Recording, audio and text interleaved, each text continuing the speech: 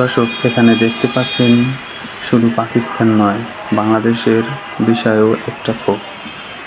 বাংলাদেশ ও পাকিস্তানকে এক ধ্বনিতে রেখে এসব চলছে, এবং সেটা তো রাখারই কথা, কারণ বাংলাদেশ যে অবস্থানের ব্যস্ত রেখে এই সময়, তাতে যাহা পাকিস্তান তাহাই বাংলাদেশ,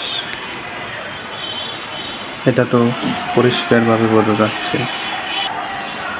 এবং দর্শক জানেন যে বাংলাদেশের মিডিয়া এমনভাবে ভারত পাকিস্তানের এই বিষয়টিকে প্রচার করেছিল, সেজন্য ভারত সরকার বাংলাদেশের একাধিক প্যানেলকে ব্লক করে দিয়েছে।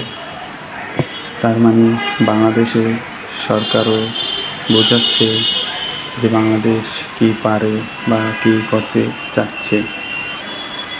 তো সরকার বুঝেছে, তো আর এখানকার মানুষ তো তারা তো বুঝতেই পারছে,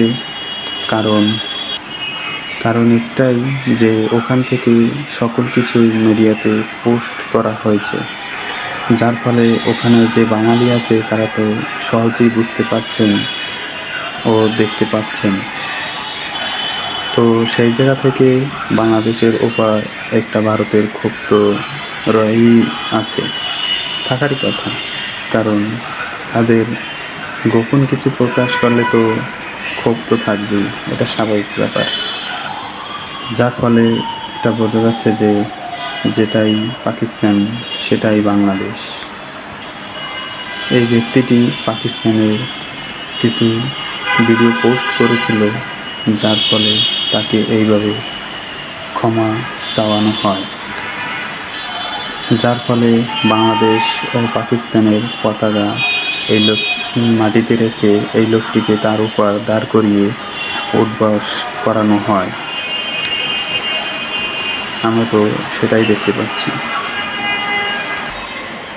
এটা কি উচিত হয়েছে? আপনারা সবাই কমেন্ট বক্সে জানাবেন।